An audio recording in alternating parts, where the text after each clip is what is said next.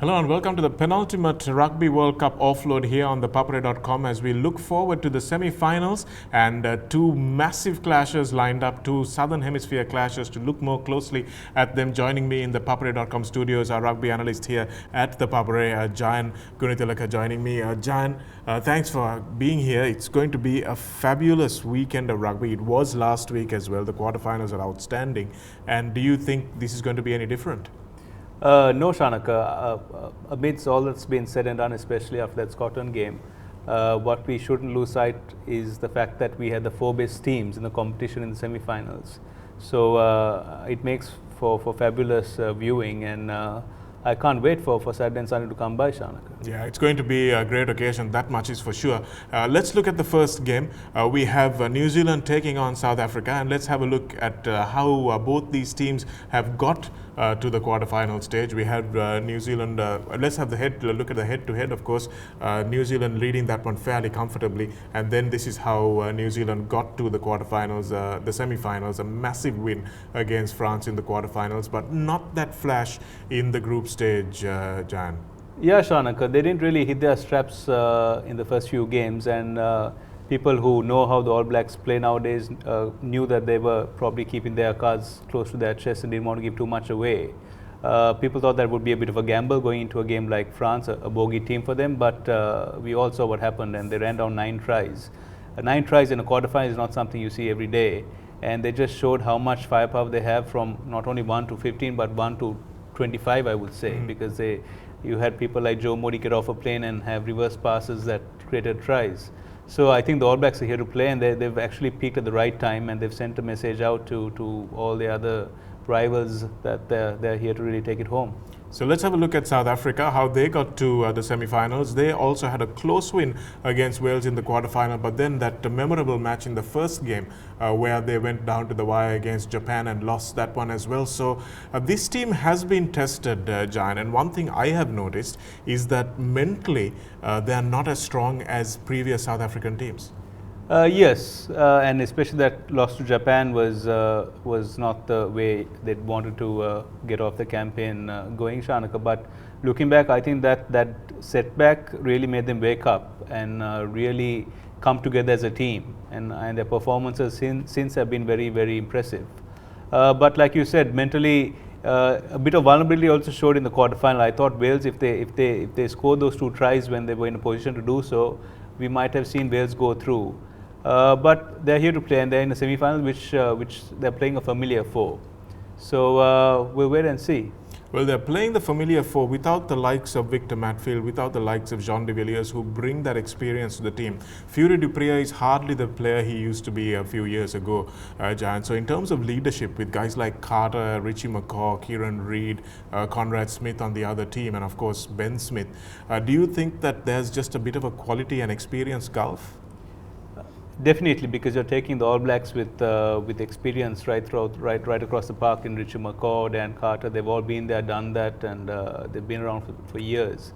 Like you correctly say, South Africa in want of that with the loss of John de Villiers and so on. But I mean they've put trust in a new setup, that's centered around a lot of new players like Ibn Itzebeth and Lou Diager and the 2 centers Creel and Dialande. And they've had success since of late. I mean, they beat the All Blacks in 2014. So psychologically, I don't think it'll be that much of an effect, Shanak. And I think they're playing well as a team, most importantly. And where do you think this is going to be won and lost, Jan? We know what South Africa is going to try and do. South Africa is going to come and try and ram the All Blacks out of the game. They're going to try and hit them at the breakdown. They're going to try and get their big men running at their main players and try and cause as much damage as possible. So I believe it will be won and lost at the breakdown if Richie McCaw will beat the likes of Skokberger and the rest of the third row. I think that's where the battle will really be, because the ball goes out wide, the All Blacks are going to score. If you give them front foot ball, Shanaka, there is very little chance you have of stopping them. Well, talking about the breakdown, you can't escape the third row, and you look at those 2 third row competitions, a few older men in the side. You got Skolkberger versus Richie McCaw. You got Francois Lowe against Jerome Kano, and Kieran Reid, who is the youngest of the lot, against Dwayne Vermeulen. So which one do you think is going to win that battle?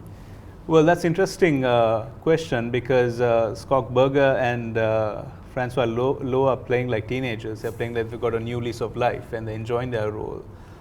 Richie McCaw is not as fast as he used to be, and there's been a lot of calls for Sam Kane to be introduced early into the game, just for that very purpose. But then, I mean, they have a recipe that works for them. They have Kano, McCaw, and that balance seems to work for them. But, well, I still think that New Zealand will pip them to it, though, because they stick to a pattern and they know that they're so well-oiled, Shanaka. I can't see the Springboks getting to the ball first. So your call is All Blacks? On this game, I'll have to say the All Blacks will win. They won't win by 49 points or so on, like we saw in the quarterfinal. But they will probably win by a try. They win by a try, so that's Giants' call. I think they win by a little bit more than that. But let's talk about the next semi-final. Two teams that we think have got pretty much what they wanted out of this tournament so far. They've got where they wanted to get. They were the best two defenses of the tournament before this quarterfinal round started, and that is something to speak about as well. We're talking about Australia playing Argentina, and just having a look at the head-to-head here, surprisingly, Argentina have managed to win 5 games against the Springboks. Yes, they have, Shanaka, and if you take their progress over the last couple of years, the introduction into the Rugby Championship has done wonders for their game. So, like we discussed, they will not fear this opposition and they will fancy their chances.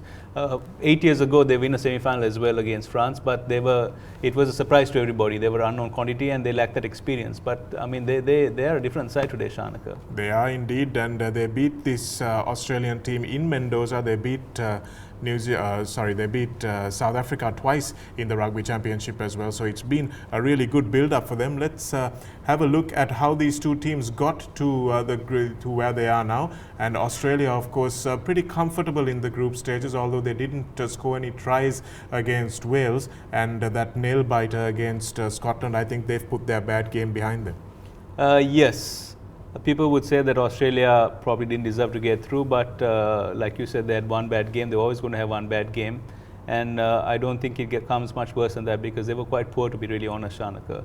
But we need to be mindful that they were without two of their key players in Israel Folau and David Pocock at the back. And that just goes to show the influence they have. And I mean, they'll be back on Sunday. So that makes them a different side. Okay, let's look at Argentina and what they did to get into the group. And what a lot of people didn't realize, Jayan, was that Argentina, through the group stages, they led the World Cup, mind you, leading the All Blacks, leading South Africa, everybody. They led them in meters carried, in line breaks made, and meters gained by their runners. So that's no surprise that they're here where they are. Yeah, definitely not, Shanaka. The Argentines of the past have just come and scrummaged people out of games, and that's how they won. But this team can hurt you from anywhere, and they've got fantastic ball carriers like Imhoff, and they've got Nicolas Sanchez and Cordero on the wing, and then they have the magician of Hernandez in the centers. So they can hurt you from anywhere, and you give them go forward ball and you let them loose, they're going to score tries against you. And then, of course, we have Marcelo Bosch, who will be returning to the centres. He was suspended for the last game as well, so that's a very interesting Where return. do you play him now? Everyone's playing so well. You know, it's a nice problem to have as a coach. It is, and looking at those third row combinations, Jan, that's where the game once again will hinge on. David Pocock coming back at number 8 against Senatore, and then, of course, Hooper against Fernando's Lobbe. Those are going to be huge confrontations. Yes, Shanaka, that's where I believe that Australia have an edge, because I don't think Argentina play in that classical mold of having their third row, having a classical 7 at the breakdown. They don't play that way. They have Fernandes Lobbe, who's a convert from number 8 to play number 7 now. So they're a bit slow when it comes to being at the breakdown. They just have to play around it. They just have to make sure that their ball carrier has support before they go down and work around it. I can't see them stealing too much ball though. Okay, and a lot will depend on how the line-out goes as well for Argentina, because there have been a few chinks in Australia's armour. Oh, there definitely have been. And like I said, if you give them the ball in broken play, they can really hurt you. Well, Australia would have gone away and done a lot of hard work, Shanaka. I don't think they'll be happy at all with that performance against Scotland. So I don't think you should expect that Wallabies team to turn up on Sunday. You're going to find the Wallabies team that's brimming with confidence, the Wallabies team that has won the World Cup twice. They will be coming to play on Sunday. And Argentina, the only team in the semi-final lineup who have not won the World Cup twice. We've got everyone else who have. Actually, New Zealand in 87 and 2011, Australia in the 90s decade, and then we had that famous win for South Africa in 95, and of course in that facile win in 2007, which was a fairly forgettable tournament, to be honest. But who's your call, Jan? Who's making the finals? New Zealand will come through on Saturday for sure. And I will have to be a bit unpopular and pick Australia because I believe that it's knockout football. What happened last week, and they're a different side when they have Pocock and Folau. So I would have to say Australia by a controversial penalty. Australia by a controversial penalty again. Maybe we might see some extra time.